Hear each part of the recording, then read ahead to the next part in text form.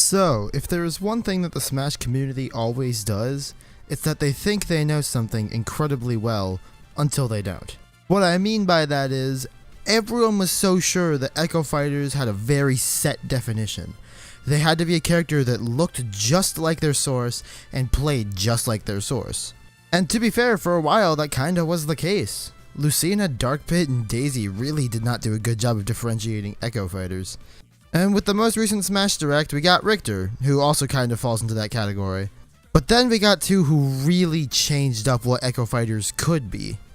Chrom showed that Echo Fighters didn't have to have the exact same moves as the source and could be swapped out a little. And Dark Samus showed that they could have completely different animations.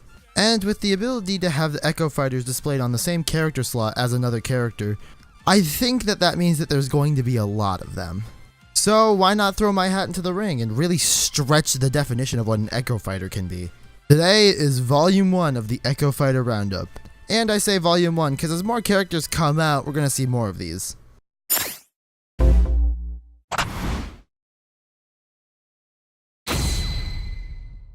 Let's start off with an easy one. The Octolings I'm almost sure are going to become an Echo Fighter at some point. The thing is, Octolings aren't too big of a part of the game in the first Splatoon, and that seems to be where all the content is based off of. So I think if we do get Octolings as an Echo Fighter, they'll either be DLC based off the second game, or they'll have their original design. As for what could be different, I think you need to change the ink roller to the Octo Brush and make it slightly faster, and that's all you need. Toon Zelda was one of the Forbidden Seven, as they were called, characters who were cut from Super Smash Bros. Brawl, and a decent amount of them have actually come back in. I think with all the Zelda characters coming in and representing different games, that Toon Zelda makes just too much sense. As for what differentiates her from the regular Zelda, when she does her down special and forms the Phantom, she actually goes in and possesses the Phantom, like in Phantom Hourglass. In the Bayonetta games, Jeanne plays like an Echo Fighter of Bayonetta already. I think it makes too much sense to have her added in. Honestly, I don't think you'd have to change much, just give her a new voice and animations. Hell, if you really want to, you could make it like Bayonetta and have both her first game and second game's designs. Since Smash Ultimate seems to be going for a heroes versus villains kind of theme, I think Malos would be a perfect Echo Fighter for Shulk. Just make his attacks slower and heavier hitting. I think it is too obvious that either Ken or Akuma are going to come in as reuse Echo Fighters. They both play really well to the definition of similar moves but different character. So a lot of people think Nenten should be Ness's Echo Fighter. However, a problem comes up when you look at his design. His pixel art is very simple, so it's very much left to the artist's interpretation. So when people draw him in fan art and such, they either use the design from the commercial, or they use the design from his clay figure. From what I gather, the commercial design seems to be the preferred one, and honestly, I like it better too. So give him that outfit and make him an Echo Fighter of Ness. It'd be perfect. And now is when we get into the weird ones, folks. Birdo shares the same general shape as Yoshi, so to make Birdo an Echo Fighter of Yoshi, you have to change a little bit, but not too much. I think that you could morph DDD and Yoshi's neutral bees to have it so the enemy gets sucked in like DDD and then spit out like an egg. As for Birdo's up B, I think it would make more sense to give her a normal jump instead of Yoshi's flutter as her double jump, and her up special could be her shooting an egg downwards and having her get propelled upwards.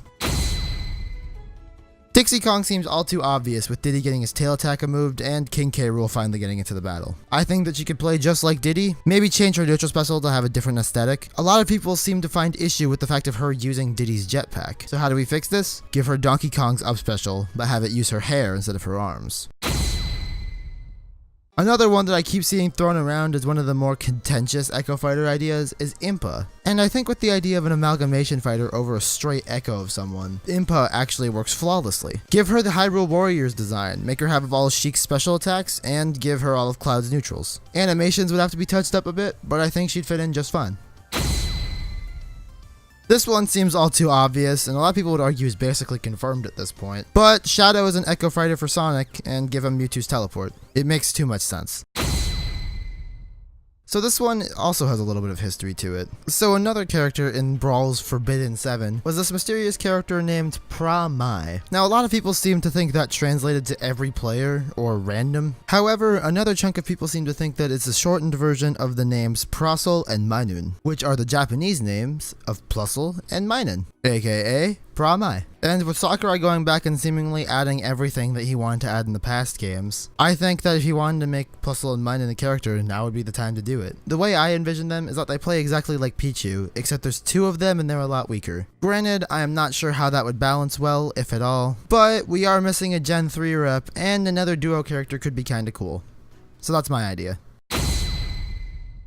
Lastly for today is the pipe dream of all pipe dreams. For people who don't know, I am a huge fan of the Punch-Out series, and King Hippo is one of my favorite characters. And I admit this is kind of a stretch. However, I think you can make King Hippo an Echo Fighter of K. Rool or Little Mac, but this one really blurs the lines just a tad, because if you sub in either K. Rool or Little Mac to be the source of most of his moves, it wouldn't work right. However, with some time and effort, I think you could find the perfect blend of these characters to make King Hippo a reality. Whether or not this is stretching too much to make an Echo Fighter, I don't know, but I just want more Punch-Out. But King Hippo could technically be a villain to the Punch-Out franchise, and I think he's just a really fun character from that series. So, those were my ideas for different Echo Fighters. I tried to marathon through them as fast as I could as to not waste any time. Now what I want to know is, what are your ideas for Echo Fighters? And get weird with it. Don't be afraid to really stretch the definition of an Echo Fighter like how I did with King Hippo. Smash speculation is like my business, so I love this kind of stuff. Stay tuned, because I'm sure with how much I've been thinking about this kind of stuff, there will be a Volume 2 not too far in the future. Until then, I've been RVRocks, and thank you for watching. If you like this kind of stuff, make sure to like and subscribe, and I'll make sure to keep pumping it out. Once again, thank you so much for watching, and see ya!